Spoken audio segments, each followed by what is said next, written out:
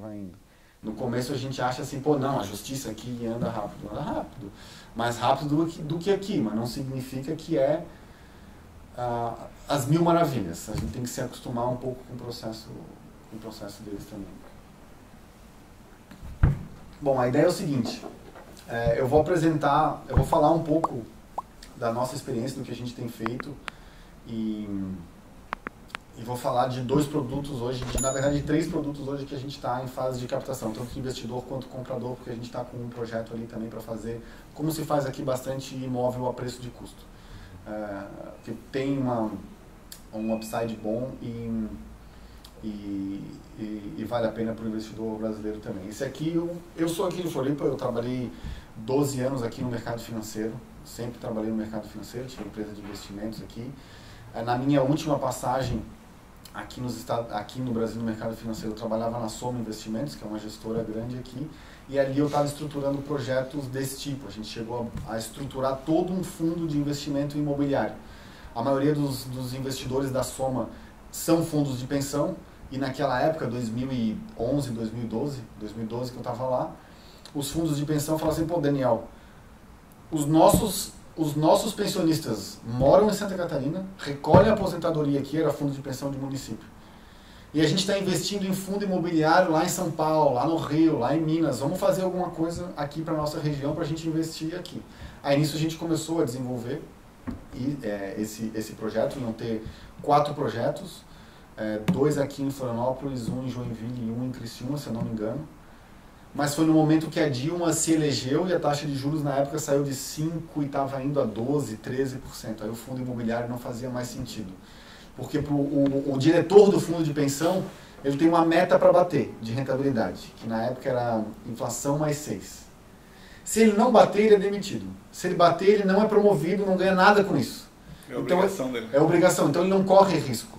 Então na época a inflação mais 6% estava dando, sei lá, 10% e o título público estava 12%. Eu disse, Daniel, não tem por que botar dinheiro no fundo imobiliário se eu ganho 12% sem fazer nada comprando título público. Então, a demanda pelos fundos imobiliários acabou não acontecendo. Mas um dos projetos que ia entrar nesse fundo, o empreendedor na época, que era uma construtora lá de Jurerê, falou assim, cara, eu quero tocar esse projeto igual, então me ajuda a estruturar. Que é um projeto que está saindo ali em Jurerê, também tradicional, chegando no Imperatriz, numa ruazinha que entra para a direita. Assim. Da Fontana. É perto da Fontana. O da Fontana acho que no começo da rua, esse é no final.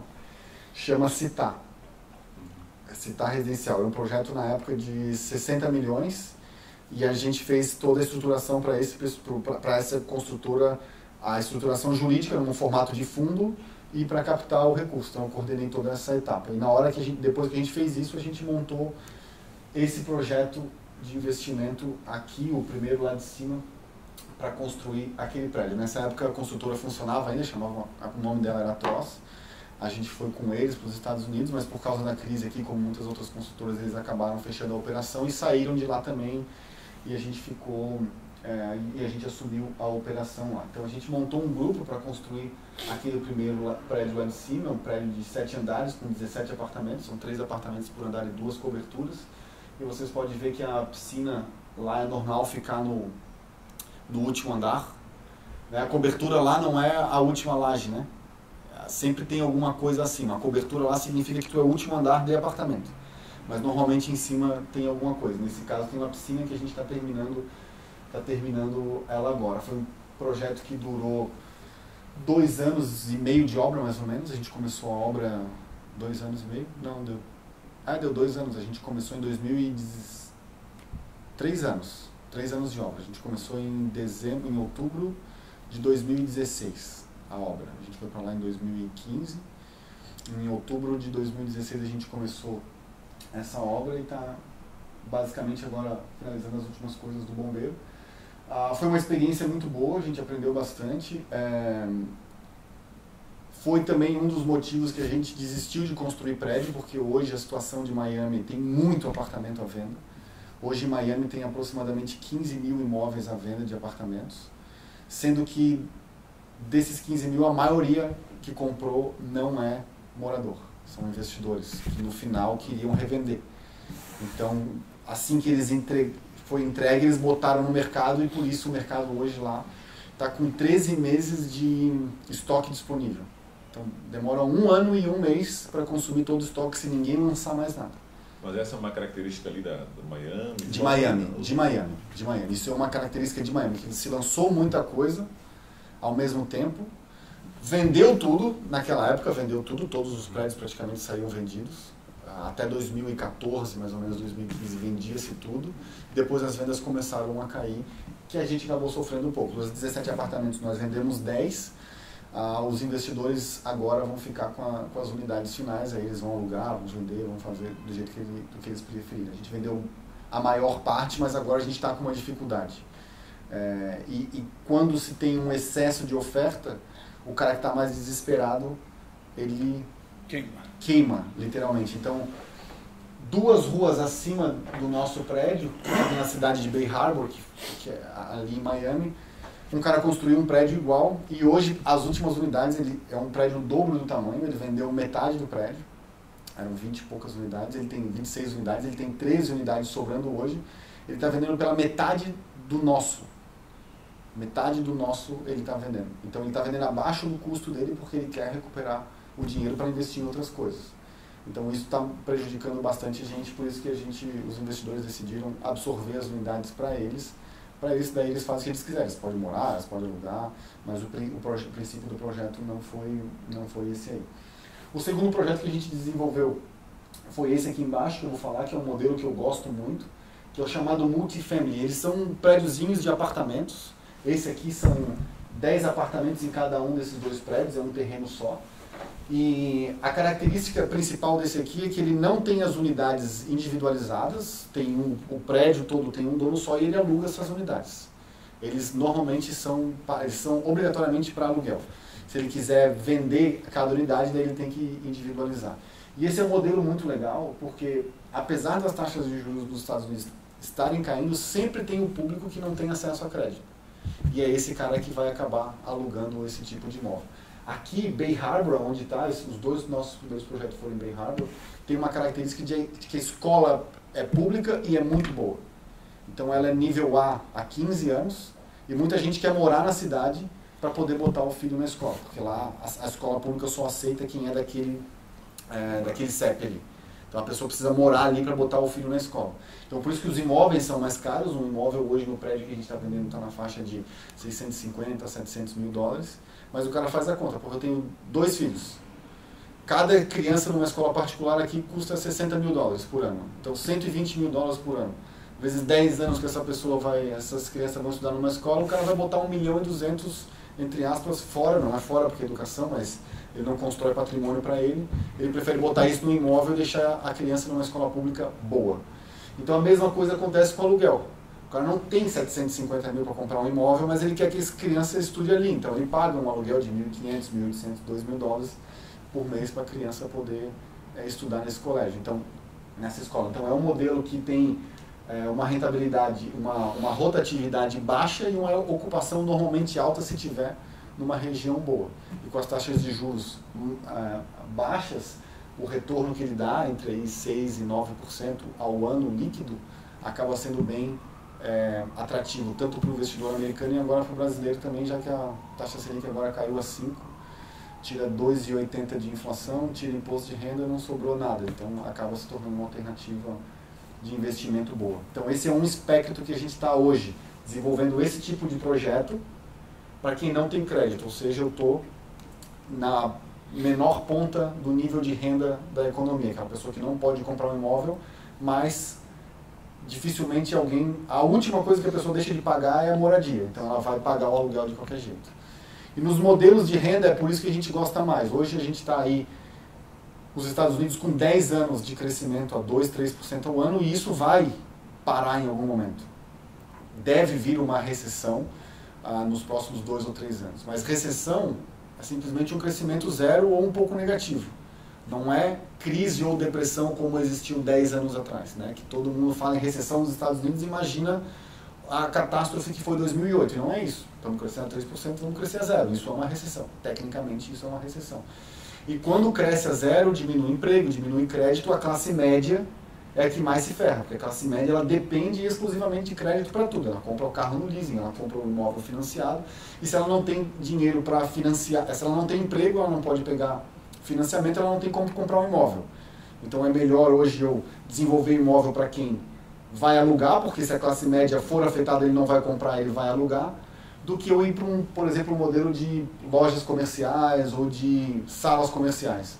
Porque numa recessão, a empresa não precisa ter um escritório a mais, mas a pessoa não vai morar debaixo da ponte. Então ela sai do imóvel que ela está pagando mais caro, vai para um imóvel mais barato, divide aluguel, mas o cara aluga.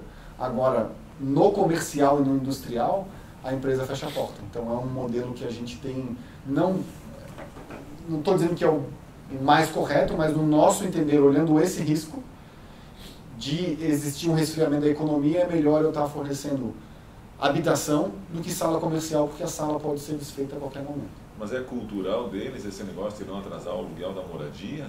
Daquela preocupação dele? Porque no Brasil...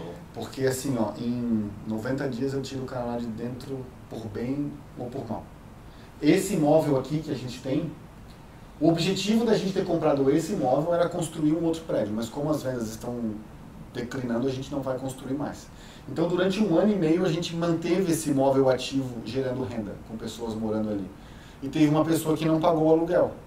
É bem simples, a gente entra com o processo, manda o cara sair, se o cara não sair, o oficial, o policial da cidade vai lá com mais 2 caras, revólver na cintura, mão dentro do revólver, bate na casa do cara e fala, tu tem até o meio-dia para sair. Ele falando e mais 2 atrás. É uma cena bem difícil de ver, mas é o que acontece. E o cara sai. Então ele tem que sair. Se ele não sair, ele vai ser preso ou ele vai ser tirado à força. Então esse processo é muito mais fácil. E por motivos como esse, o cara não quer tirar o filho dele da escola. Então ele vai fazer de tudo para pagar aquele aluguel. E nesses condomínios, nesses prédiozinhos, a gente faz, justamente para ter esse poder de fazer o despejo rápido, contratos mês a mês. Diferente de um prédio como esse aqui. Se eu fosse dono de um apartamento num prédio desse, fosse alugar para alguém, eu ia fazer um contrato de 1 ano, de 2 anos. E obrigar o cara a ficar lá. Então é todo um processo um pouco mais lento para a gente poder tirar a pessoa lá de dentro.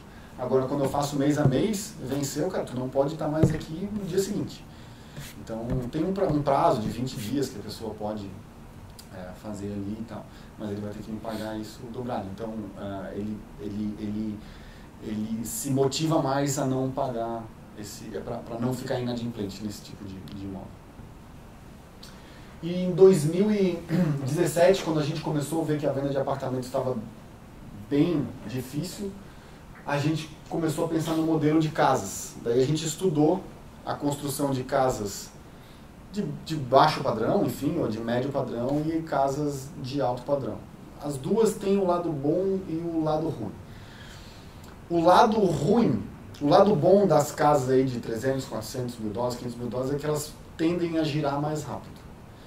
O lado ruim desse mercado é que hoje ele está extremamente, também tem muito inventário disponível e a margem é muito pequena, porque quem conhece o padrão construtivo lá vê que é muito inferior do nosso aqui. É tudo muito comoditizado. Assim, a parede, se a parede não ficou reta, azar, vai ficar torta, e vamos para a próxima, vamos para a próxima, vamos para a próxima. Tem que ganhar na velocidade e na escala. Então a margem é muito pequena. Para dar um exemplo, a gente está executando a obra, não é um projeto nosso, mas a gente está executando a obra para um investidor lá, de um conjunto de 28 casas geminadas, que a gente chama de townhomes, são aquelas casinhas uma do ladinho da outra. Cada casa vende por 240 mil dólares, mais ou menos. O lucro de cada casa é o lucro líquido, já levado em consideração que teve que fazer infraestrutura no terreno, custo do terreno, juro de banco para financiar, tudo. O lucro líquido daquela casa antes de impostos, de cada uma das casas, 14 mil dólares. Uma casa de 240 mil dólares, o lucro de cada casa individualmente é 14. Beleza, o cara está construindo 28, mas mesmo assim, se ele errar na compra do drywall, do parafuso, não pode dar nada errado. Então é uma margem muito pequena. E de novo, quando a gente vê um momento como agora, que daqui 2, 3 anos a gente pode ver uma queda da economia, que incentivo que eu vou dar para um comprador desse se a minha margem é só 14 mil dólares? Vou descontar 14 mil do preço? Não faz muita diferença para esse cara que vai financiar 97% do valor do imóvel como tem linhas de crédito para esse tipo de gente. Então, para esse tipo de comprador. Então isso incomoda um pouco a gente ter pouca gordura para trabalhar, se a gente quiser, ó, cara, foi longe demais, temos que queimar, vamos embora. Quando a gente vai para casa de alto padrão, principalmente assim, na água, né, de frente para o canal, que tem acesso ao oceano, porque lá a comunidade náutica é muito forte, tem pouco inventário de casa nova, o que tem ainda hoje é muita casa antiga que foi reformada, tipo essa aqui assim do lado. Ela está bonitinha porque ela foi reformada por alguém, mas é uma casa antiga, uma casa baixinha, o pé direito dela é baixo, uma casa pequena. Então, uma casa daquela ali custa hoje 1.800.000, 1.900.000 mais ou menos. Antiga, 1950, 1960, reformada, mas é o que tem. Então, as pessoas estão pagando para isso e estão pagando um prêmio para casas novas. Então, essa casa aqui que a gente está construindo, que fica em Hollywood, essa aqui foi a que eu comentei com vocês que foi a reformada. O custo total dessa casa aqui, 2.200.000 dólares, aproximadamente, já com todos esses problemas, porque ela era um pouco menos. Então, aí a gente vê como é bom ter gordura para a gente trabalhar. Então, 2.200.000, a gente está vendendo ela por 2.900.000. Então, aí tem 700.000 dólares de lucro ainda, mais ou menos, para a gente ter. Com 700.000, cara, se eu quiser vender mais rápido, eu posso dar um desconto para o cara, posso dar um incentivo a mais para o corretor para me trazer comprador, então a gente tem mais margem para trabalhar. E é uma obra que demora um pouco mais para ser feita, como a gente falou. Nesse caso, teve problemas da reforma, mas é uma obra que se faz em média 1 ano e meio. Com a compra do terreno e desenvolvimento dos projetos vai mais 6 meses, então a gente está falando entre 20 e 24 meses para fazer o ciclo completo. E a gente tem uma gordura boa. Essa segunda casa aqui é a casa de Lighthouse Point. Lighthouse Point fica um pouquinho acima de Fort Lauderdale. Daniel, acho que vale um parênteses aqui. Pode falar. Se permitiu. Como é que o Daniel fez todos esses estudos e também o que me deu segurança para investir? Eu invisto naquelas 2 casas ali, eu estou numa parceria ali com o Daniel. Lá os cartórios, eles são abertos, é público, para todo mundo saber as transações, quantas tiveram, quantas não tiveram, qual o valor das transações, o que tem no mercado para vender, o que não tem. Então foi feito um estudo todo pelo Daniel lá, por exemplo, casas de acima de $1 milhão nessa região, tem 24 para vender, venderam 26 no último ano, porque nesse último teve mais 2 que já entraram e foram vendidas e tal. Casas de tanto a tanto, está baixando as vendas, tem tanto de estoque, então tudo isso, todo esse estudo é feito. Não sei se o Daniel deve ter para mostrar, né? Vou mostrar. Então é um negócio que a gente consegue dar uma olhada, uma analisada e ver, pô, vamos por aqui, vamos por ali. Então, todos os negócios que a gente vai, vou dizer aí que é 90% daqueles que são feitos dentro do sistema MLS, que até aproveitar para explicar. Aqui quando a gente vai vender o imóvel, eu vou ali na Brunholi e boto meu imóvel lá, para vender lá. Aí aquele corretor, beleza, se o Diogo for lá e pedir por uma casa, eu quero uma casa na frente do canal com 5 quartos, até 3 milhões, e ele tiver, o Diogo vai comprar ali. Se ele não tiver, o Diogo vai ter que fazer o quê? Em outra imobiliária, até ele achar a casa dele. Lá funciona diferente. Eu registro o meu imóvel numa imobiliária igual, vou lá na Brunholi e registro com eles, e eles são o meu representante de venda. Só que eles pegam esse imóvel e cadastram um sistema chamado MLS, que é Multiple Listing System, sistema múltiplo de listagem de imóveis. E todas as imobiliárias têm acesso a todos os imóveis. Então, quando o Diogo vai na Gralha Imóveis e fala lá para o corretor dele, eu quero um imóvel em Lighthouse Point, de frente para o canal, de frente para a água, pago até 3 milhões e alguma coisa e tem que ter 5 quartos. O cara entra no sistema, bota o filtrinho aí. O cara entra no sistema, bota e vai aparecer todos os imóveis, estando na imobiliária dele ou não. É lógico que se ele tiver, ele vai dar preferência para mostrar o imóvel que ele tem. Porque lá, quando eu quero vender, eu vou pagar 6% de comissão. Esse 6% normalmente vai ficar 3% para o corretor que me representa e 3% para o corretor que representa ele. Se ele que me representa acabar achando o cliente, ele vai ficar com 6% para ele.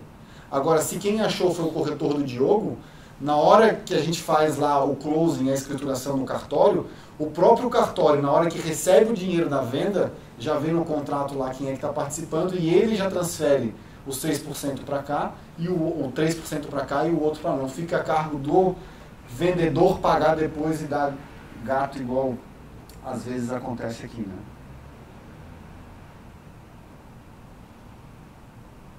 Então, só para mostrar.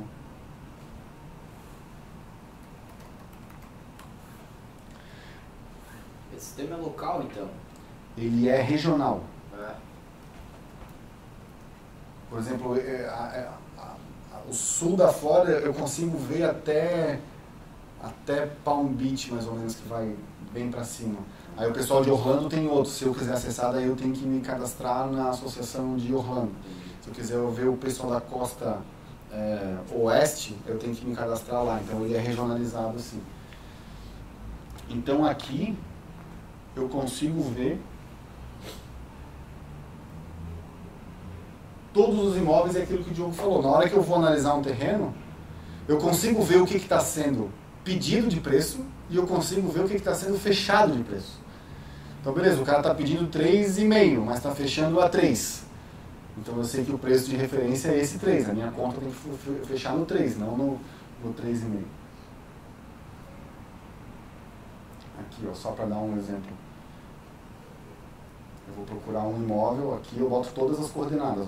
Aqui eu consigo ver se eu quero buscar os que estão à venda ou os que foram vendidos. Closed sales são as vendas que foram executadas. Então eu consigo ver o histórico de todas as vendas que foram executadas. Geral, ou eu posso pegar um CPF, uma rua, um prédio. Eu posso pegar ali, ó, quanto que vendeu, qual é a média daquele prédio ali. Eu boto o endereço daquele prédio e ele me diz todos os imóveis que foram vendidos ali. Aí eu sei que eu consigo ver qual que está acima do preço, abaixo. Então por isso que lá é muito difícil. O meu imóvel sempre vale mais do que dos outros, né? Quando a gente vai vender o nosso imóvel, assim, o do vizinho vendeu por 300 mil, mas o meu é mais bonito, o meu vale 350. Mas o cara que vai comprar vai olhar assim, cara, mas vendeu um igual o teu por 300 mil. Por que o teu é 50 mil mais caro? Aí vai dar negociação, entendeu?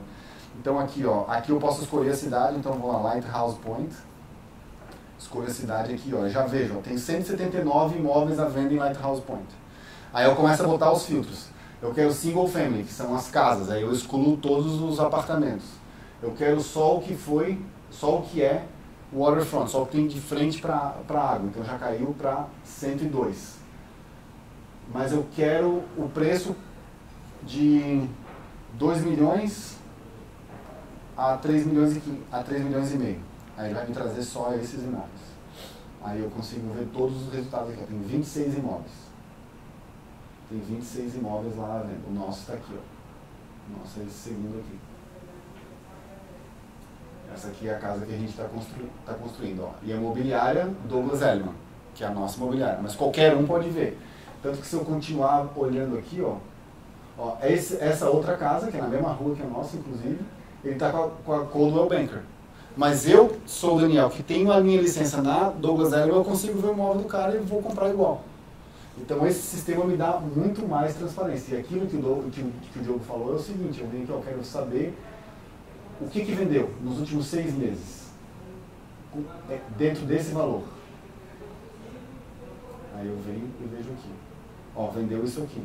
Vendeu entre 2 milhões e 100, 2 milhões e 200, 2 milhões e 300. E também com as fotos, com tudo. Com tudo. Então eu consigo ver preço por pé quadrado. Preço por pé quadrado, eu consigo ver. Ó, tem tudo aqui. Ó. Essa casa foi vendida. Então a gente tem acesso a tudo. Eu consigo ver tudo. Então fica muito mais fácil quando a gente faz o planejamento de um projeto. Tudo bem que o passado só diz o passado, né? Ele não prevê o futuro, mas com base nisso eu consigo negociar o terreno. Eu sei que eu vou vender por mais ou menos esse preço. Então o terreno do cara que está querendo me vender a 900, eu não posso pagar. Eu tenho que comprar ele a 850, 870 e negocio com o cara nesse sentido, porque a gente faz a conta do terreno e traz para frente. Quanto que eu vou vender, quanto que vai custar e quanto que eu posso pagar. Quanto que eu posso pagar no terreno. Então só para mostrar para vocês.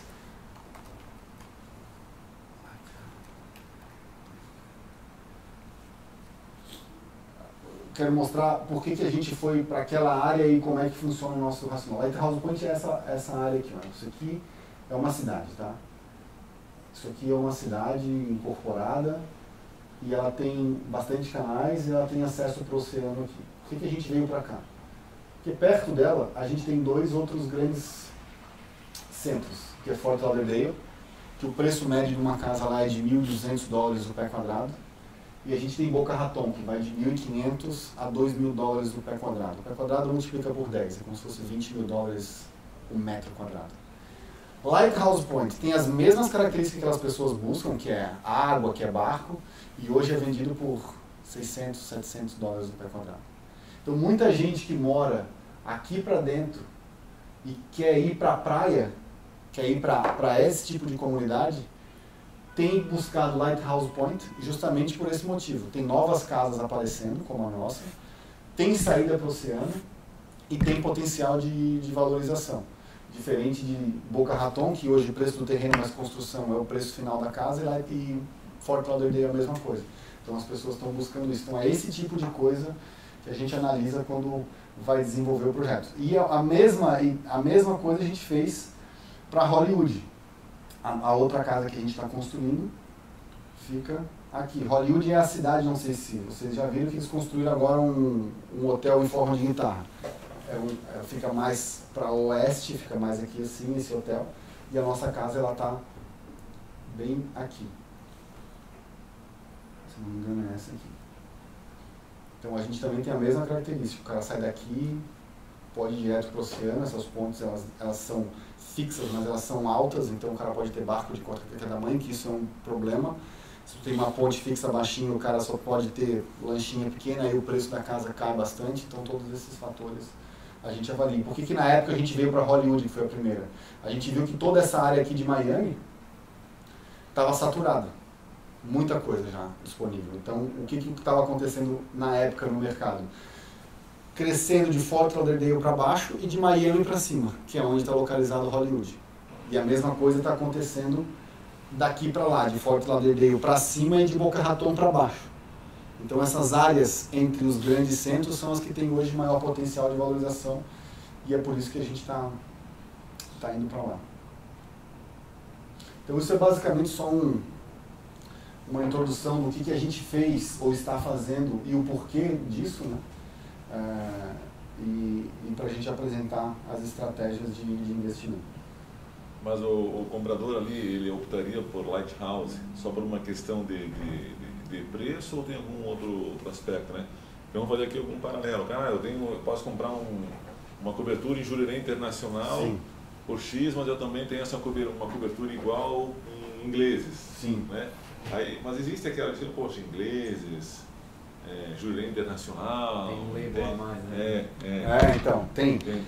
E aí, nessa comparação de Boca Raton com a mesma coisa. O cara que tem potencial para comprar em Boca, ele vai para Boca. Só que a mesma casa que eu estou construindo em Lighthouse Point, se eu for para Boca, essa casa vai custar 6, 7 milhões. Então o fator do preço é um fator determinante. Mas a região de Lighthouse Point também atrai o pessoal de barco. Os barcos que a gente vê ali em Lighthouse Point, barco de pesca, o cara tem uma casa de 3 milhões, ele tem um barco de 2. Então são pessoas que, como um amigo meu que tem barco, a gente estava indo lá um dia, a gente passou na frente de uma casa e ele falou assim, esse cara está com as prioridades certas, barco novo, casa velha, é isso aí. Então o cara que gosta disso, ele faz essa conta. Assim, pô, eu tenho 6 milhões para gastar em tudo. Vou comprar um puta barco e uma casa legal. Não vou estar em Boca, tudo bem, mas eu vou estar em Lighthouse Point que vai me servir igual, entendeu? Então, nesse sentido, Lighthouse Point ela é um pouco... Mas por que então não Pompano Beach, que é embaixo, não teria o mesmo prestígio? Porque o Pompano Beach já é... O padrão das casas lá já é mais baixo. Apesar de ter o mesmo negócio que é água e acesso para o mar, o padrão das casas é mais baixo. Então, Lighthouse Point, o padrão é um pouquinho melhor. Então, as pessoas preferem ficar dentro daquela comunidade. Uma coisa que afeta bastante é... Pompano Beach tem muito estrangeiro. Pompano Beach tem muito estrangeiro. É a segunda maior comunidade brasileira, por exemplo, de fora do Brasil. A maior é a primeira maior, desculpa. A maior é Pompano e a segunda é Boston. E Lighthouse Point é só gringo. Então eles também têm um pouco dessa coisa de não querer se misturar, entendeu? Então isso acontece. A gente já está tendo demanda por essas casas, mas casa lá Diferente de prédio que o cara compra na planta, porque daí ele vai pagando, casa normalmente o cara quer entrar e morar, comprar e morar. Então no prédio ele está acostumado a comprar na planta e lá a gente entrega sem piso. Né? Não entrega com o piso, entrega só com a cozinha completa, mas sem piso, sem nada de decoração. Então o apartamento, quando ele entra, ele ainda tem que fazer todas essas obras. De botar piso, de fazer a decoração dele, de pintar, de botar a cortina e tal. A casa a gente entrega completa. Inclusive, quando a gente termina a obra, a gente fala com uma empresa de decoração de móveis, eles decoram a casa para nós, consignado, deixam os móveis lá, e isso vira também fruto de negociação na hora de vender a casa. Que eles perguntam, já posso comprar com os móveis? Os móveis estão inclusos? Não, mas pode ser negociado e a gente faz com eles. Porque eles querem, cara, entrar com a mala. Entrar com a mala. E outro fator que a gente também foi pro lado do alto padrão é que 65% das compras acima de 3 milhões de dólares são à vista. Então é um cara que depende de crédito. Ele vai negociar um preço, pouco preço vai, mas é um cara que depende menos de crédito do que o cara do 200, 300 mil. Que daí ele não está comprando a casa, ele está comprando a parcela que ele pode pagar igual é aqui. Então esse é o paralelo do... E quem tem sido os destinatários dos produtos de vocês? Aquele americano raiz ou os imigrantes? Não, o americano raiz. A gente tem feito bastante campanha para o pessoal do norte, que isso é uma outra coisa que eu vou mostrar para vocês. A Flórida hoje está atraindo muita gente. Até saiu uma notícia 2 dias atrás do Trump, que ele falou assim, agora a minha casa de West Palm Beach, que fica ali na Flórida, eu vou fazer ela como meu domicílio primário, não em Nova York. Por um motivo muito simples. A Flórida não tem imposto de renda no nível estadual e municipal. Porque lá nos Estados Unidos, além do federal, os estados podem ter os seus próprios impostos de renda. O estado pode cobrar imposto de renda do cidadão e o município também.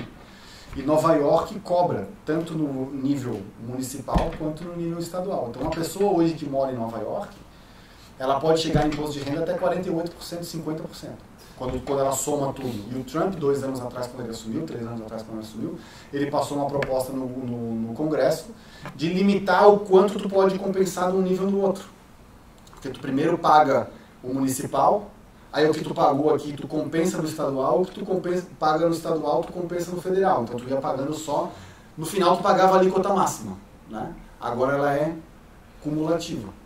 Ele tem um limite de 10 mil dólares. 10 mil dólares para o Trump é nada que ele pode fazer. Então o que eles fazem? Compram um imóvel num estado como a Flórida, como o Texas, como o Arizona ou o Alasca, ninguém vai querer ir para o Alasca, que não tem esses impostos. Ele passa 6 meses do ano lá e aquilo passa a ser o domicílio fiscal dele. Então ele se isenta dessa tributação estadual e municipal. Como que ele passa 6 meses? Passa uma semana num lugar, uma semana no outro. Uma semana num lugar, uma semana no outro. Ao longo do ano ele passou metade do ano num lugar, metade do outro. Aí ele economiza esse imposto. Então esse pessoal do norte está vindo muito para baixo. Inclusive a cobertura daquela mulher que está enchendo o saco por causa de 50 mil dólares, ela é de Nova York. Ela fica uma semana lá e uma semana em Nova York. Uma semana lá e uma semana em Nova York para ela poder pagar menos imposto. Então, na casa de Hollywood teve um cara de Chicago que foi lá olhar, porque ele vem todo... Depois do Thanksgiving, da Ação de Graças, que é na... 15 de novembro. Na segunda sexta-feira de novembro, na segunda ou na terceira, eles começam a descer. Porque daí lá fica muito frio, o pessoal pega e desce. E fica lá, passa novembro, dezembro, janeiro, fevereiro e em março volta, normalmente. Então enche de gente do Canadá, de Chicago, de Nova York, que eles descem, de Connecticut, que eles descem, para morar ali. Então esse público é um grande público potencial para comprar essas casas. Daniel, só para ilustrar o que ele está falando, eu estive lá agora em setembro e comecei com uma brincadeira de bater foto das placas dos carros para ver de onde é que vem o pessoal que está na Flórida. Consegui todos os estados, faltou Alasca, Havaí, lá começa com W lá, que tem um cowboyzinho na placa. O Wyoming. Wyoming. Até consegui, mas a foto ficou toda borrada, estava na estrada. E mais 3, cara. O resto, todos os estados, inclusive Ontário, que é no Canadá. Placa lá na Flórida. Não, Ontário tem bastante. Cara, eu consegui 40 fotos assim de placa diferente, eu fiquei apavorado. Ali em Miami, chega nessa época, é normal a gente ver os caminhões cegonha descendo com os carros. Daí os caras vêm de avião, mandam o carro na cegonha e fica 3 meses. Enfim, bom, investimento em imóveis, a gente tem basicamente 3 estratégias, né? Comprar e esperar. a valorização, gerar renda ou desenvolvimento, que é justamente comprar alguma coisa e melhorar ela, seja com uma reforma, seja com uma construção. Desde 1975, essa aqui é a valorização média dos imóveis, a gente teve uma valorização real, né, acima da inflação, de 3,72%. A gente vê que o único período que realmente teve uma queda nos preços foi ali 2008, 2009, que essa queda aconteceu por um motivo que não vai acontecer agora. No período que precedeu isso foi mostrado naquele filme A Grande Aposta. O cara ia comprar um imóvel, eu não estava lá nessa época, mas meus amigos corretores falavam assim, Daniel, o cara vinha comprar um imóvel, a gente fala, para que tu vai comprar um, se tu pode comprar 5? Eles mandavam 5 ofertas ao mesmo tempo, os bancos não se comunicavam, o corretor fazia análise de crédito, botava ali, dizia quanto o cara ganhava e mandava. O banco chegou no final, ele estava emprestando 120% do valor do imóvel, então ele emprestava o valor do imóvel, o valor da escrituração, que é mais ou menos 5%, e o resto o cara fazia o que ele quisesse, mobiliava, comprava barco, botava no bolso, e fazia isso. Então ele fazia isso com 5 imóveis ao mesmo tempo, comprava 5 imóveis. Que foi lá no filme, eles estão lá no strip club, a mulher falando assim, não, eu tenho 5 apartamentos. Daí o cara assim, porra, tem 5 apartamentos. A mulher strip club. Então o que aconteceu? O governo, para incentivar ali, quando teve a queda, o estouro da bolha das .com, que a economia caiu também, baixou os juros a praticamente zero e incentivou o crédito.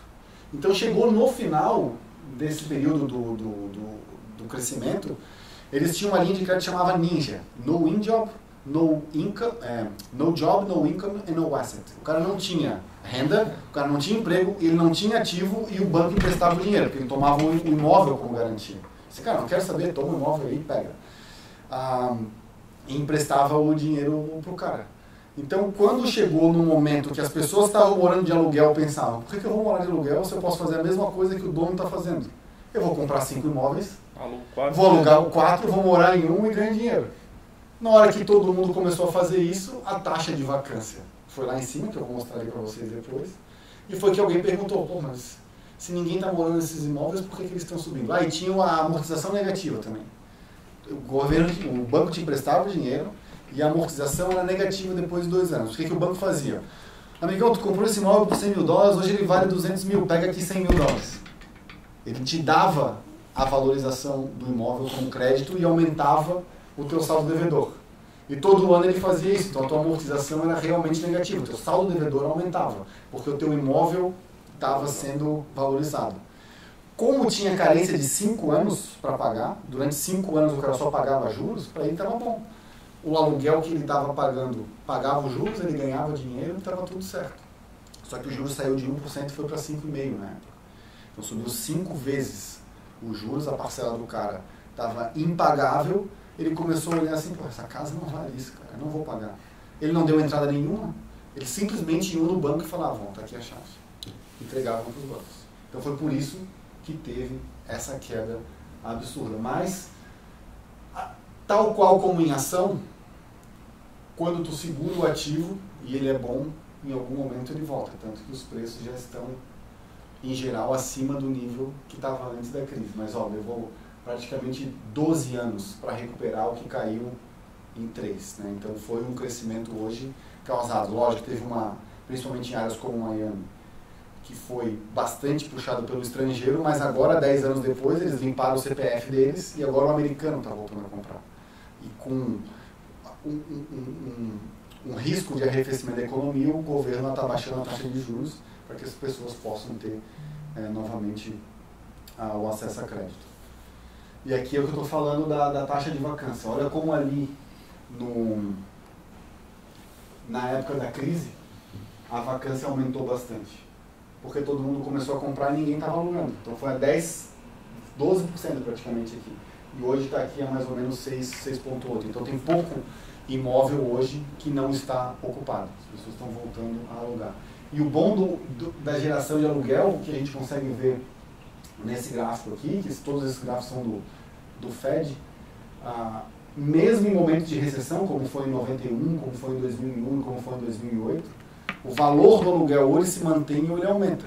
Por aquele motivo que eu falei, o cara deixa de comprar e vai alugar. Então, quando tu aumenta a demanda para o aluguel, o preço do aluguel aumenta. O cara paga mais caro para alugar, mas é melhor do que ele não ter aonde morar. Então, por isso que o modelo de renda, como eu falei ali, acaba sendo bastante interessante, uma valorização real dos aluguéis de 3,11% desde 1975, ao ano, né? Ao ano, deu 87, desculpa.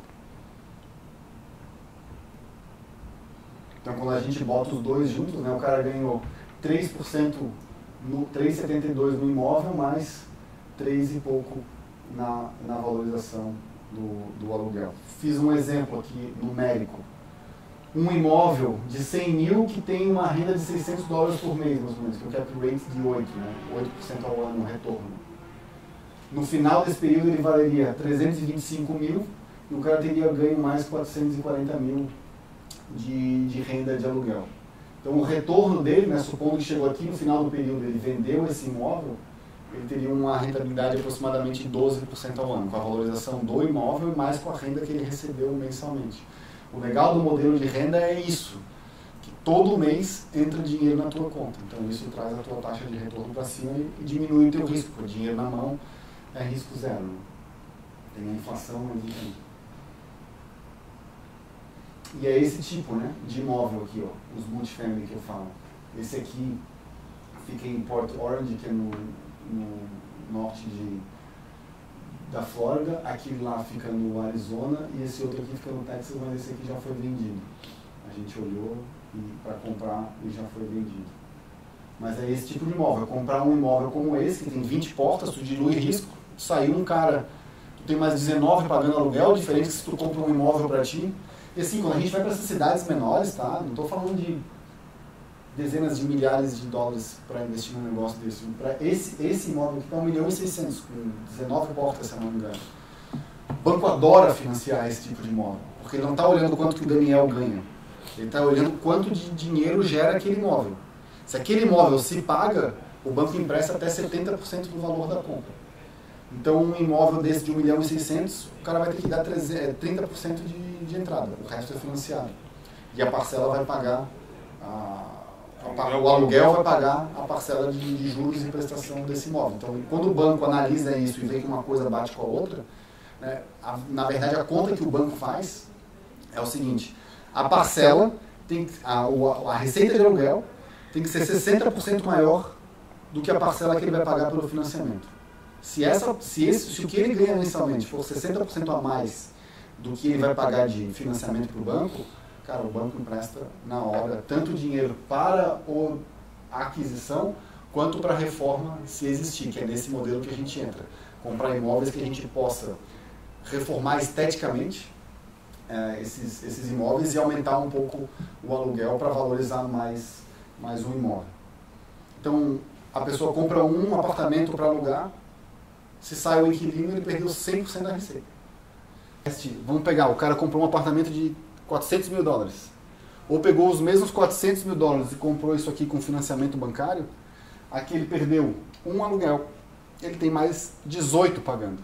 Então ele diminui bastante o risco dele nesse modelo aqui. O ponto positivo, atende classe sem crédito, diversifica o risco entre várias unidades, é fácil de escalar, porque num imóvel tu tem 20 portas, né? Imagina tu comprar 20 apartamentos, um nesse prédio, um no outro, administrar isso se torna muito difícil. É um tipo de imóvel que uma pequena modificação estética nele, troca um piso, bota uma cozinha nova, troca um eletrodoméstico, tu consegue aumentar o valor dele, a facilidade do financiamento bancário e o fluxo de caixa. O ponto negativo é que tu tem que ter uma administração profissional para administrar esses inquilinos. Sempre que sai alguém, tu tem que ficar procurando repor, mas isso é o ponto negativo de qualquer modelo de renda. E também regulamentação diferente em cada região. Para vocês terem uma ideia, Nova York é um estado totalmente a favor do inquilino. Uma vez que aquele imóvel tem um inquilino, basicamente o inquilino é que manda. Ele que diz se ele vai renovar ou não, ele que manda nas regras. Tanto que quando tu vai comprar um imóvel nos Estados Unidos que tem inquilino, e tu quer reformar, ou tu quer demolir para construir outro, tu tem que normalmente comprar o imóvel do dono, e depois negociar a saída do inquilino com o inquilino. Tipo, dar dinheiro para o inquilino sair. Porque é um estado que protege o inquilino. A Flórida é o contrário. A Flórida é um estado que protege o dono do imóvel. Então, por isso que é fácil na Flórida, por exemplo, fazer o despejo se o cara não paga. Então, tem que entender qual que é a regulamentação de cada região. E essa lei é estadual ou é municipal? É estadual. É o estado que determina. Pode ter algumas leis municipais, mas em geral é estadual. Outro modelo que tem estado bastante em alta é o Airbnb, né? Muita gente alugando casas, botando para alugar no Airbnb. Eu sei que está pequeno, mas aqui o que eu estou mostrando é o seguinte. Essa linha azul é o aumento de oferta de imóveis em Airbnb nos últimos 12 meses, que acabou em julho de 2016. Então a oferta aumentou 50%, a demanda aumentou 60%. Então a demanda por imóveis maior do que a oferta, isso ajuda bastante. Praticamente metade dos aluguéis em Miami é de 7 dias ou mais. Então isso ajuda bastante quem está alugando, que precisa vender menos diárias, né? E um grande diferencial que as pessoas buscam no Airbnb é justamente a diferença de preço, né? Isso aqui é o valor para Miami, a taxa média do que é o hotel e do que é o Airbnb. Então, essa facilidade de alugar e a questão do preço é o que tem feito as pessoas procurarem Airbnb, e isso tem mostrado, tem sido bem procurado por investidores. Qual que é o principal ponto negativo que eu vejo do Airbnb? Hoje, a gente acha que é só aqui que acontece, mas nos países desenvolvidos também, existe uma pressão muito grande contra o Airbnb. A cidade de Miami Beach, por exemplo, não permite. Não permite locação de curta temporada. E curta temporada para eles é menos de 6 meses. Então, em Miami Beach, se você for pego alugando seu imóvel nesse modelo, eles te aplicam uma multa de $20 mil. Então, numa cidade turística, que é Miami Beach, eles fazem isso. Por quê? O lobby dos hotéis. Os hotéis não querem, eles aprovam. Em Miami Beach é uma cidade, Miami é outra, Sunny Isles é outra cidade, Bay Harbor é outra cidade. Então, o maior risco que eu vejo hoje no modelo de Airbnb é esse, da cidade de uma hora para outra, decidir não permitir mais. Então Miami Beach hoje não pode. As pessoas que compram ou em Miami ou vão para Sunny Isles, que permite. Bay Harbor, o prédio que a gente usa, a gente está com 7 unidades, 5 os investidores vão distribuir entre eles e 3 agora a gente vai usar para testar o modelo Airbnb, que são as unidades modelo que a gente fez 3 e vai botar, porque a cidade de Bay Harbor permite. E um outro ponto é que assim, não basta a cidade permitir, as regras do condomínio têm que permitir também. Então, se a cidade permite, mas o condomínio não permite, tu não pode fazer. Porque daí tu vai tomar multa do condomínio sendo dono de um imóvel. Então, quando a gente construiu aquele prédio lá, a gente já fez questão de botar nos condodocs, que é a convenção do condomínio, de não ter nenhuma restrição de locação. Então, quem comprar ali pode alugar por hora, se ele quiser. Não tem nenhuma restrição. Então, a gente já fez isso pensando no comprador que busca esse tipo de coisa. E outro ponto também que eu acho bastante difícil é a questão de escalabilidade, né? O cara quer fazer Airbnb, ele vai ter que comprar vários imóveis e ele vai ter que ter a sorte de conseguir comprar vários numa região muito próxima, ou ele vai ter que ficar administrando imóveis em regiões diferentes, o que acaba dificultando bastante o trabalho dele. Então por isso que a gente tem hoje em Miami, está sendo lançado o primeiro prédio patrocinado pelo Airbnb, que é o nativo. O nosso prédio permite, tem outros prédios lá que permitem, mas assim, a gente sempre fica nesse risco de daqui a pouco entra alguém na administração da cidade que não gosta desse modelo. Aqueles modelos multifamiliares que você falou antes, eles ficam em regiões mais centrais ou eles ficam em regiões mais periféricas e tal? Tem nos dois. Tem nos dois? Tem nos dois. Quando você começou a exposição, você começou falando muitas vezes a pessoa prefere deixar o filho na escola pública, né? Para colocar na escola pública tem que ser daquele CEP. Né? Então, aquele modelo multifamiliar, ele se encaixa nesse contexto, ele está próximo de... Sim, inclusive ele pode estar em qualquer lugar. Só que quando a gente vai fazer investimento, a gente olha esses fatores. Aquele lá está em Bay Harbor, aquele que ele mostrou, que é no mesmo lugar Está numa outra tela que eu vou mostrar. Bay Harbor hoje é uma das regiões mais luxuosas de Miami. Ela tem casa lá sendo vendida por 13, 14, 15 milhões de dólares. O Bay Harbor ele tem, aonde a gente está construindo, só para mostrar aqui para vocês, são essas duas ilhas aqui, ó. A cidade de Bay Harbor são essas duas ilhas aqui. Essa ilha menorzinha é uma ilha de casas. Quando o cara... É tudo artificial, tá? O cara comprou um pântano ali e desenhou o resto.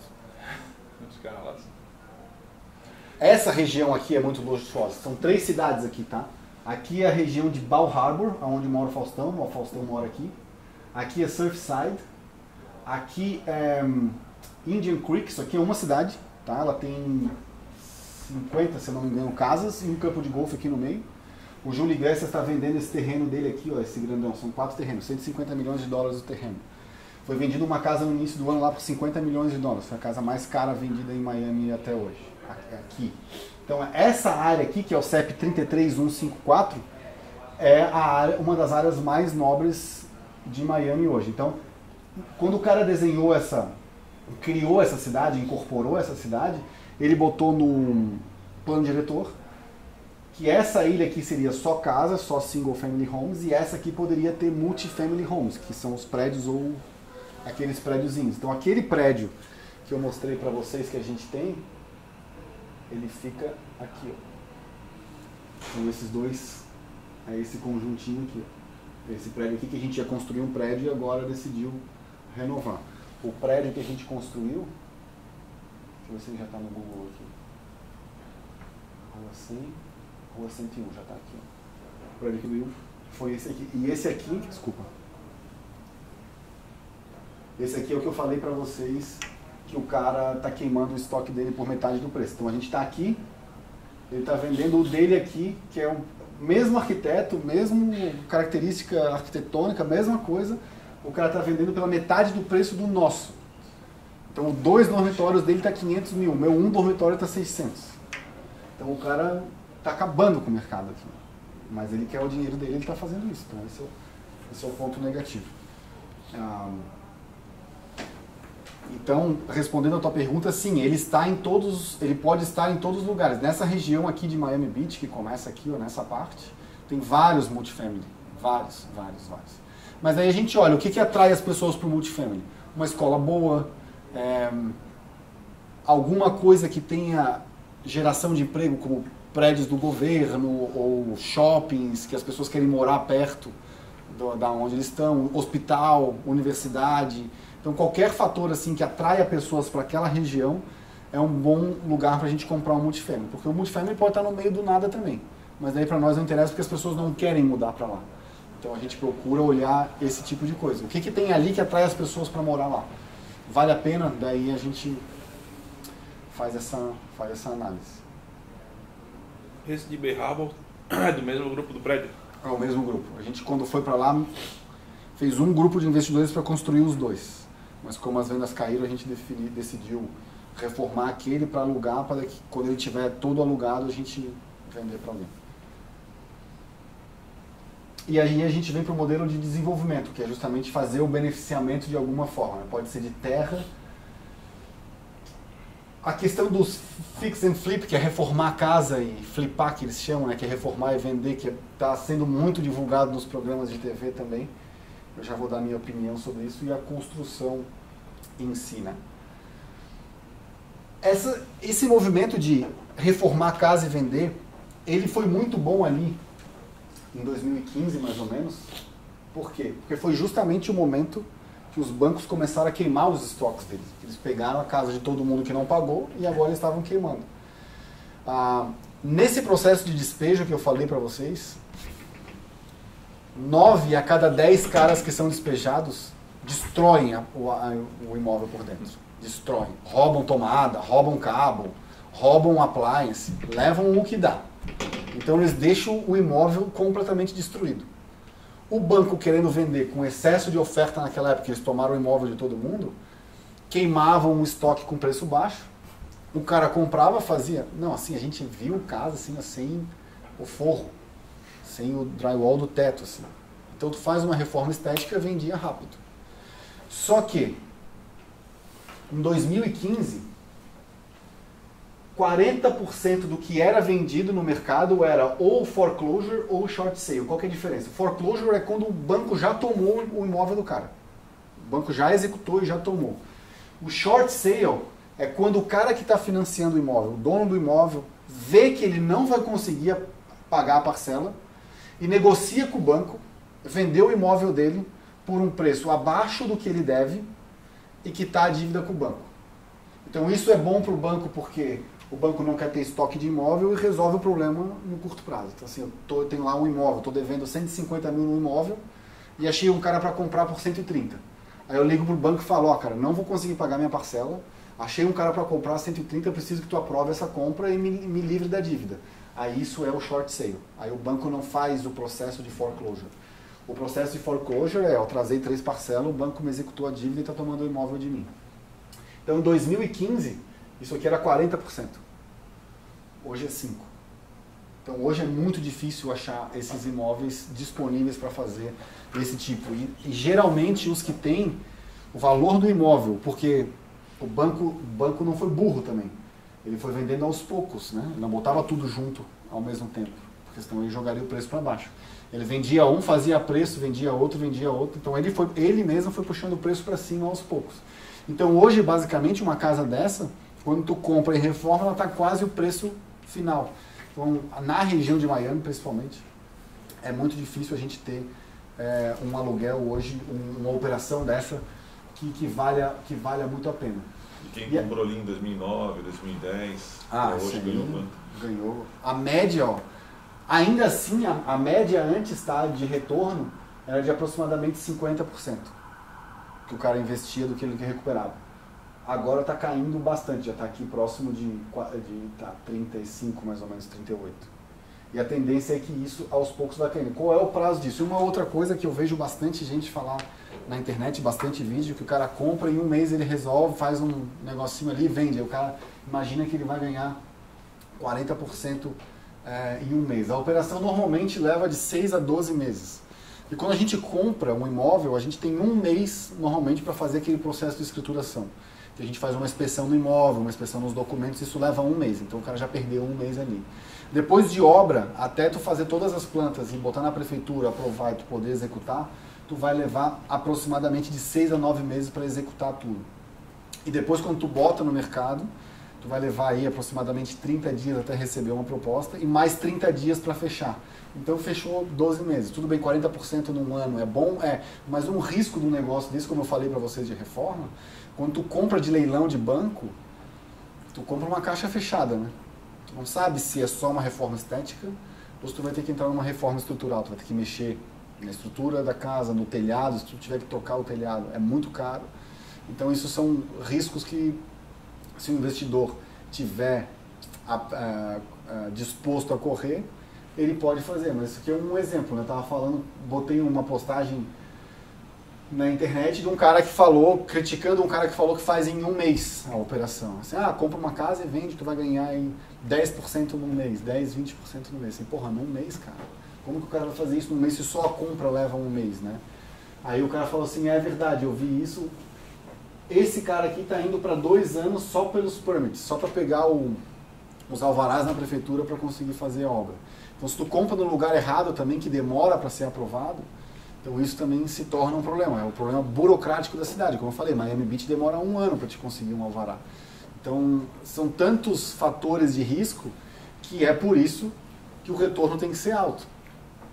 Porque se o retorno não for alto, não compensa o risco do negócio.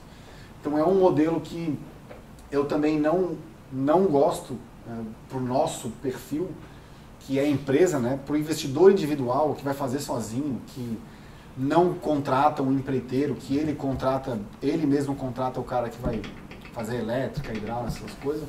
Para esse cara talvez valha a pena, porque ele economiza no General Contractor. O General Contractor é um empreiteiro que subcontrata todo mundo, né? Então ele economizando em todas as etapas, para ele vale a pena. Mas para nós que somos uma empresa que a gente monta fundo estruturado, não é escalável pelo motivo que eu já falei. Hoje é difícil encontrar casas. Imagina, eu capto $1 milhão para fazer um fundo desse aqui.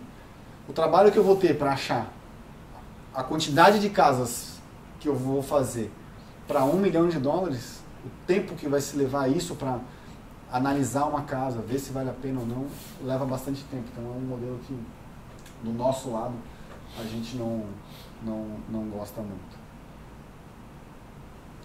E para falar um pouco, explicando para vocês, né, a construção, como eu falei, isso aqui é o frame de drywall, a gente fecha um lado e agora começa a fazer toda a parte hidráulica e elétrica aqui no meio, né? Daí a prefeitura vem e aqui o modelo é assim, muito mais lento, muito mais sujo, enfim.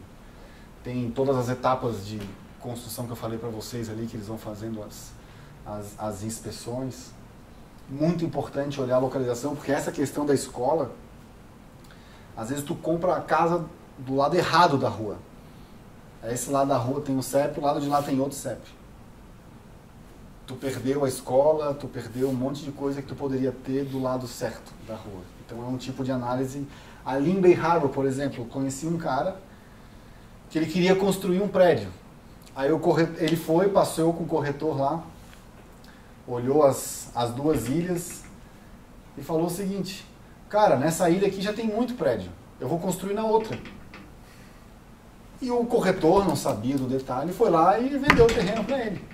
O corretor que representava ele. Na hora que ele foi fazer as plantas, a prefeitura disse: não, mas nesse lado da ilha não pode construir prédio, só pode construir casa. E aí? Tem cada um que se acha mais esperto que o outro, por que lá não tem prédio? Aí o cara se deu mal, entendeu? Então é preciso fazer bastante essa análise da localização. E tem uma coisa, eu não sei se para vocês, para mim, foi uma descoberta. Falava que era Miami, tudo Miami, né? O cara acha que é tudo Miami, mas o condado de Miami, mas se for ver ali... São 36 cidades. Em Miami são 36 cidades. Ali naquela imagem que tinha ali, tem a Bay Harbor, Coconut Creek, né? Indian Creek, Surfside, cada uma é uma cidade incorporada com prefeitura, com tudo. Então não sabe onde é que termina uma, onde é que começa outra, e cada uma tem a sua prefeitura, tem a sua escola, tem o... Então assim, o cara tem que saber o que está fazendo e onde é que ele está se metendo. Tudo é o condado de Miami. Né? Aqui em Surfside, os prédios podem ter um tamanho. Aqui em Bal Harbor pode ter outro, em Bay Harbor pode ter outro. Então tem que ficar atento a todas essas... Só aí nessa imagem tem 4 municípios aí. 1, 2, 3, 4. E variação de plano diretor que nem tem aqui. Todas elas. É como se pegasse Florianópolis, Canasvieiras é uma cidade, Jurerê é outra, o Centro é outra, Agronômica é outra cidade, é como se fosse assim, né? E Florianópolis seria um condado. Né? Então o condado de Miami, ele vem daqui de cima, que é Hallandale, Golden Beach, que é aqui. Daqui para baixo é Miami. Mas eu digo no sentido de costuma ter alteração com frequência ou não? Não, com frequência não, mas quando muda, se tu tem um projeto aprovado, eles chamam tu é grandfather in, tu já absorveu isso, né?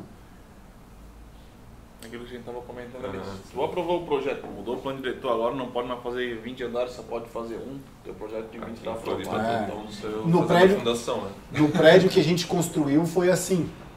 O prédio do lado do nosso, exatamente do lado, tem 15 apartamentos. O nosso tem 17, porque depois que a gente aprovou o nosso, eles mudaram o plano diretor, diminuindo a densidade. Mesma altura, mas com menos unidades, porque lá eles também restringem a quantidade de imóveis que tu pode ter por apartamento, por quantidade de apartamentos que tu pode ter por área. Porque como a escola pública é obrigada a aceitar as crianças, eles têm que ver se a cidade comporta isso aí. Entendeu? Então eles começam a restringir. Então hoje eles já restringiram para 15. Então o apartamento do cara é maior do que o meu, mas ele tem menos, na mesma... prédio do mesmo tamanho que o meu, igualzinho. Só que o dele tem 2 unidades a menos do que a minha. Outra coisa é arquiteto, né? Procurar usar sempre o arquiteto local, principalmente na questão de plantas. Lá diferente aqui do Brasil, o arquiteto ele incorpora tudo. Quando a gente contrata o arquiteto, ele é responsável pelo projeto arquitetônico e pelos complementares.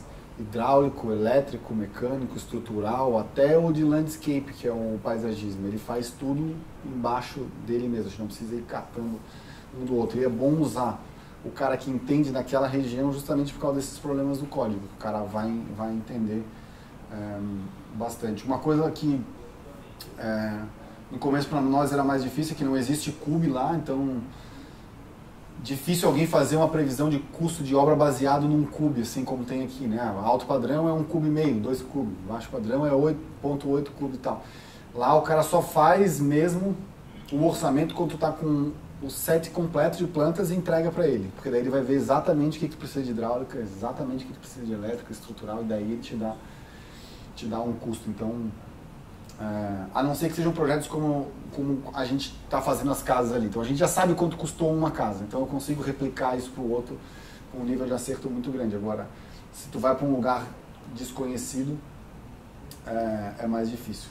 Outro ponto é que lá é bem legal o General Contractor. O empreiteiro aqui, o peão de obra vira empreiteiro e monta uma empreiteira. Lá o General Contractor ele precisa fazer uma prova para ser licenciado para poder executar a obra. Então ele não precisa ser engenheiro, não precisa ser nada, ele só precisa passar nessa prova, que é uma prova bem difícil, uma prova que é feita com consulta, inclusive, dura um dia inteiro, e é o cara que se torna licenciado para executar uma obra para outras pessoas de forma remunerada. Se eu sou o dono do terreno e eu quero ser o meu próprio empreiteiro, eu posso, né? Mas todo mundo que eu contratar abaixo de mim, o cara que vai fazer elétrica, hidráulica, eles têm que ter as licenças dele registradas na cidade. Mas eu posso atuar como empreiteiro para mim mesmo. Mas eu não posso atuar como empreiteiro por um terceiro se eu não tiver licença, né? E normalmente o contrato que se faz com o General Contractor são de um desses três tipos. Ou um valor fixo, né? O cara vai pegar todas as plantas e vai te falar assim, ó, para construir essa casa eu vou te cobrar 2 milhões de dólares, e o risco fica para ele. Se der a mais ou a menos, o risco, o bônus ou o ônus é dele, exceto se houver change order. Change order é qualquer mudança que exista naquele plano. Vamos dizer que durante a execução da obra foi visto que tem um erro no projeto. Aí o arquiteto vai corrigir e ele pode cobrar mais para refazer ou fazer esse projeto de uma forma diferente. Mas quando ele te dá o valor fechado é com base nas plantas que ele tem. Ele pode fazer o cost plus, que é uma taxa, como aqui a taxa de administração, né, o custo mais uma taxa de administração, aí o risco é todo de quem está construindo, do empreendedor. Ou um preço máximo garantido. O General Contractor vai pegar as plantas, vai determinar um preço máximo que aquela obra vai custar, e tudo que custar dali para baixo, aquela economia vai ser dividida entre os dois. 50-50, 60-40, como for. Quando tu vai contratar um General Contractor, é bom ter chama lá um Owner's Rep, que é um cara, um fiscal, como se fosse um auditor, que vai ver se tudo que ele está fazendo, principalmente para quem tem menos experiência, né? Tudo que ele está fazendo realmente está condizendo com aquilo que ele vai te cobrar. Então é mais um fator de segurança que pode ter. Aqui só uma curiosidade, a mão de obra lá representa aproximadamente 30% do custo, né? O resto é equipamento mesmo, justamente porque lá, como o processo é mais enxuto, tu precisa de menos gente do que aqui. Cara, ali naquelas casas, para vocês terem ideia, eles botaram o drywall nas duas casas em 2 dias. Um dia fizeram o andar de baixo, um dia faziam o andar de cima. Mandava foto para eles durante o processo e era realmente bem rápido. A questão do seguro que eu falei, que é bem importante ter. O General Contractor tem que ter o dele, os subcontratados tem que ter o dele, e é bom o empreendedor ainda ter um que cobre o de todo mundo, que é o que a gente chama do wrap around lá, que é um seguro que protege tudo. Se o seguro dessas pessoas falha, tu tem o teu. Então isso aí adiciona de mais 1,5% a 3% do valor da obra. Financiamento é uma coisa lá que é bem interessante. Vale a pena, justamente porque as margens são menores do que aqui. Aqui a gente está acostumado a dobrar o capital, ou ganhar 50%, 80% do valor investido numa obra. Lá isso é muito menor. Como eu falei para vocês ali, numa obra de 2,5 milhões tem 700 mil de lucro. Né?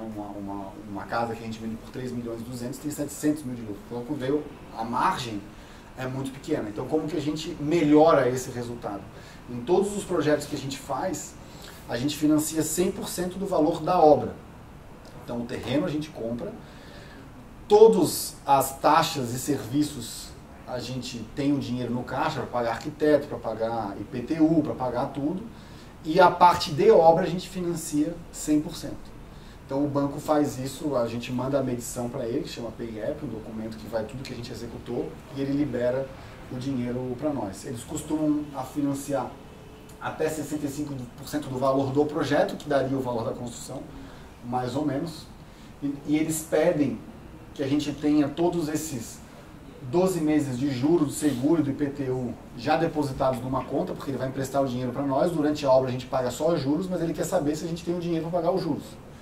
Né? Então ele fala, tá, tu vai ficar aqui 1 ano, vou te prestar esse dinheiro por 1 ano, me mostra que tu tem os juros para me pagar. Então esse dinheiro dos juros tem que estar lá dentro.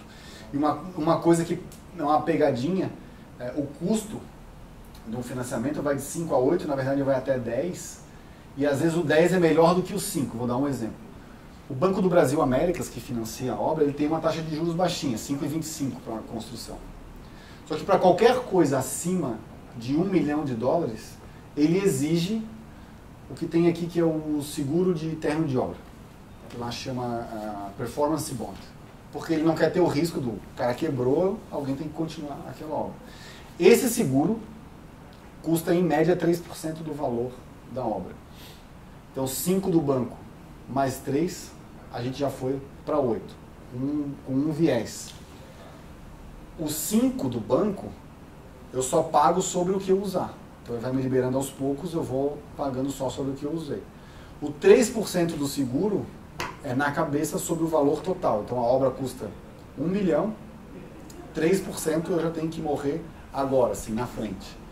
Então quando o outro lá que me cobra 10, quando eu boto ele no tempo, porque eu vou pagar 10% só sobre o que eu utilizar, no final da obra eu paguei para ele 8,5, 9.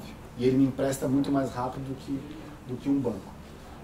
Então hoje, por exemplo, nas nossas obras a gente tem preferido usar esses private lender que chamam, que vai me cobrar entre 9 e 10 para uma obra desse tamanho, mas eu liguei para ele, o dinheiro está na minha conta no dia seguinte. O Banco do Brasil manda um auditor que vai me cobrar $1.250 a cada visita para ele poder me liberar o dinheiro, além dos juros e além do seguro que eu tive que pagar.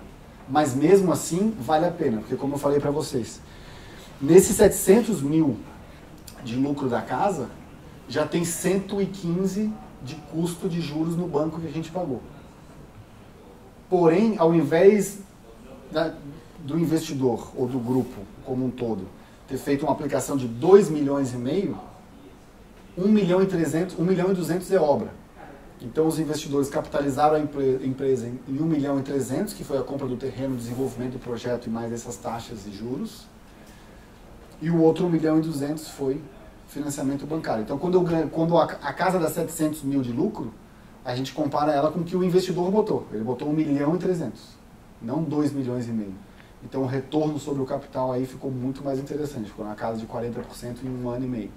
Então é um retorno interessante porque a gente está alavancado. Porque se o cara for botar o dinheiro todo, esse retorno vai ser basicamente pela metade. Porque daí seria 700 mil ou 800, porque daí não teria os juros, sobre 2,5 milhões, que é o custo total da obra. Então eu prefiro pagar 100 mil de juros e ter que botar 1,2 milhão a menos do que eu ter que enfiar 1,2 milhão a mais na obra para economizar 100 mil. Tá, mas o banco financiou 65% ali. Uhum. Eu vou ter que pagar para o banco depois. Na venda da casa. Na hora que a gente vender, a gente paga o banco. Na hora que a gente vender, a gente paga o banco. Que esse, já adiantando um pouco, que esse é um dos pontos positivos em relação de construir casa e prédio. Lá no prédio que a gente construiu em Bay Harbor, a gente financiou a obra também. Dos 6 milhões da obra, o banco financiou 4 milhões. Tá? O resto a gente ou botou capital, o projeto total foi 10 milhões, o banco financiou 4, o investidor botou mais 4, e os outros 4, 8, os outros 2 milhões foi de vendas. A gente usou o próprio dinheiro da venda para pagar. Na hora que a gente começou a vender as unidades, o primeiro que recebe é o banco.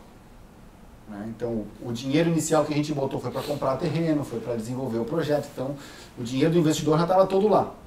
Aí começou, o último que entrou foi o do banco. O banco é o último que entra e o primeiro que sai. Então, quando a gente começou a executar as vendas, a gente foi pagando o banco. Foi pagando o banco, pagando o banco, pagando o banco, pagando o banco. Hoje eu tenho 10 unidades vendidas, falta 7, e eu tenho 1 milhão ainda para pagar para o banco. Então, apesar de a gente ter vendido 7 unidades, os investidores ainda não começaram a tirar o dinheiro dele, porque o dinheiro ainda tem que pagar o banco. Na casa, é uma casa, um financiamento. Eu vendi a casa por 3 milhões e 200, 3 milhões e 100, que seja, dei um desconto para vender. O primeiro que vai receber é o banco, porque lá quando a gente faz o closing na escrituração, o banco já tira a parte dele, o cartório já pega o saldo devedor e já manda para o banco dos 3 milhões que eu recebi, ele já vai mandar 1 milhão e 200 lá para o banco para pagar a dívida e o saldo vem para mim. Então eu vou receber o valor líquido. Então no final eu recebo esse valor líquido. E a casa, assim, eu vendi a casa, paguei o banco, já recebi o dinheiro. O prédio, vendi 1 unidade, paguei o banco. Vendi 2 unidades, paguei o banco. Vendi 3 unidades, paguei o banco. Ou botei o dinheiro na obra ou vendi para o banco, né? Ou paguei o banco. Então hoje, como agora a gente vai distribuir, os investidores vão trocar o financiamento, né? Eles vão financiar os apartamentos por 30 anos com uma taxa de juros pequena. E vão ficar com os imóveis para ele. Mas eu precisaria vender mais 2 apartamentos para quitar o banco. Então 10, 11, 12. Só na 13ª unidade. E isso é para prédio pequeno e para prédio grande. No prédio que tem 100 apartamentos, ele vai ter que vender 70 apartamentos para ele pagar essa primeira etapa. E só quando ele for vender a última parte que ele vai tirar o dinheiro dele para si. Então o paralelo que eu faço é o seguinte. A gente comprou o terreno do prédio. Claro que isso tudo é por causa do momento do mercado que diminuiu as vendas de prédio, mas a gente tem que olhar os fatos como eles são. A gente comprou o terreno em fevereiro de 2015, até preparar todos os documentos e iniciar a obra foi em outubro de 2016. Tá? Vamos lá, os investidores botaram 4 milhões no projeto todo. Se eu pegasse os mesmos 4 milhões e construísse 4 casas, né, porque eu ia botar 1 milhão e 200 em cada casa mais ou menos, em cada casa aí, vamos supor que o giro dela vai dar 2 anos, entre comprar o terreno, desenvolver o projeto, botar a venda e vender 2 anos, e eu ia girar cada casa 2 vezes, cada casa me dando aí, vamos arredondar para baixo para ser conservador, $600 mil de lucro, então 6 vezes 4, 24, daria 2 milhões e 400, 4 milhões e pouco de lucro, diminuindo o risco com 4 unidades, 4 casas sendo construídas ao mesmo tempo. Enquanto o prédio eu estou concentrado ali. E hoje eu digo que eu estou meio grávido, né? Porque o projeto acabou, mas o investidor não tirou o dinheiro porque ainda tem estoque, que é um risco de prédio. E aquele período lá entre a conclusão da casa, o habite e até você conseguir vender? Você fez o financiamento no banco, mas está esperando a venda para pagar o banco. Isso. Tá? Só que no início da sua exposição você falou que tem um delay de 13 meses, mais ou menos, que está levando para o... Não, o 13 meses hoje é o número de estoque disponível em Miami de apartamentos. Certo. Hoje a gente trabalha aqui nos nossos projetos com mais ou menos de 3 a 6 meses entre o término da casa e a venda. Mas quando a gente faz a análise lá do plano de negócio, a gente já inclui o juro desse período no investimento. Então quando o 1 milhão e 300 lá que o investidor colocou, já inclui o juro desse período. Se a gente vender antes, o dinheiro está no caixa e vai ser distribuído de volta para o investidor. E a gente usa esse custo para dar de benefício para o comprador, né? Ou, por exemplo, agora nessas 2 casas. Eu entregando a casa de Lighthouse Point agora em dezembro, eu vou ter que pagar juros para o banco. Enquanto eu não vender, eu estou pagando juros para o banco. Então a minha conta foi o seguinte, cada mês é 10 mil de juros. Então se eu entregar agora em dezembro, eu vou ter mais um mês até o final de ano, $10 mil. Então o que eu fiz com os corretores?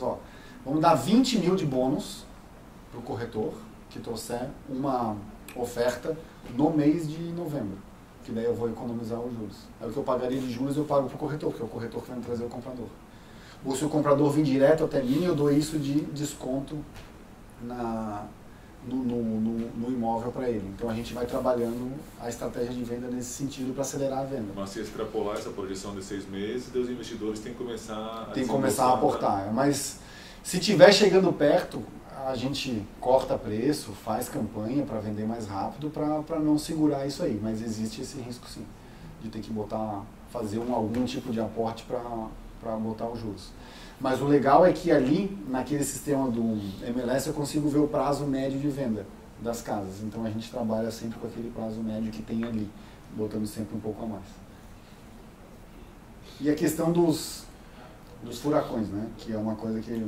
Só voltando um pouquinho ali, e existe a possibilidade para não desembolsar de dar mais uma refinanciada no... Pode ser também. Pode no final da obra a gente trocar o que era o financiamento de obra por um financiamento da casa mesmo ali, né? Como se a gente fosse financiar, como se nós fôssemos um comprador financiando a casa, que daí eu jogo esse financiamento para 30 anos, diminuo a parcela e a gente faz, ao invés de pagar juros, já vai amortizando a dívida ali. Então é uma possibilidade que dá para fazer também. Mas a gente pretende fazer uma estratégia agora bem agressiva para não ficar com esse prazo todo. Furacão é uma coisa que a gente precisa entender que na Flórida existe e a gente se precaver contra ele, né?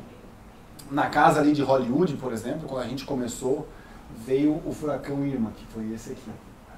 Então, na época, a prefeitura bloqueou a entrada de novos pedidos de reforma. Então, isso atrasou a gente 4 meses, mais ou menos, naquela casa. Porque a prefeitura estava dando preferência para quem já tinha casa e perdeu um telhado, precisava fazer alguma reforma emergencial. Na casa que a gente comprou tinha uma árvore que caiu. O nosso azar, porque a gente queria que ela caísse para dentro da casa, né? Para demolir a casa, a gente não gastar com isso, mas ela caiu para fora. Mas tem gente que a árvore cai para dentro da casa, então eles precisam reformar. Então isso é uma coisa que precisa. A gente tem seguro contra furacão, se acontecer alguma coisa na obra em razão do furacão, o seguro acaba cobrindo isso aí. Mas é uma realidade da Flórida e a gente toma as providências contra ele. Bom, aqui quero passar para vocês a nossa experiência. Eu já passei um pouco, né, as principais, a diferença entre construir um prédio e construir uma casa, né? Eu já falei para vocês que a casa de alto padrão tem o benefício de ter mais gordura para a gente trabalhar, no que diz respeito a preço e a margem de lucro.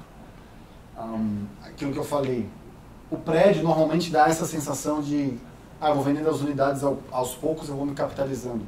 Mas como lá para o investimento valer a pena do ponto de vista financeiro, a gente precisa fazer essa alavancagem bancária, senão a margem é muito pequena. Esse benefício da venda individualizada, ele acaba no prédio sendo pior do que na casa.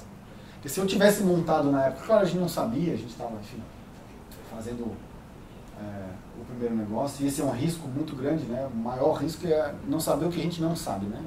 5 anos depois a gente aprendeu bastante coisa.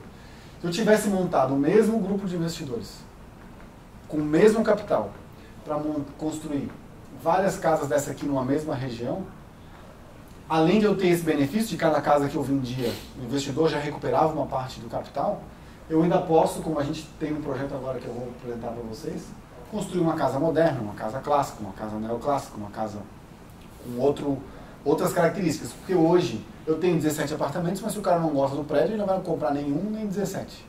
Né? Se ele não gostar de uma planta, ele quer um quarto a mais, um quarto a menos, eu não tenho para oferecer, ele vai no do vizinho. Enquanto se eu constituir o mesmo grupo para construir várias casas, uma eu construo com 5 quartos, uma eu construo com 4 quartos, uma eu construo mais moderna, uma mais estilo floridiano, que eles chamam lá que é...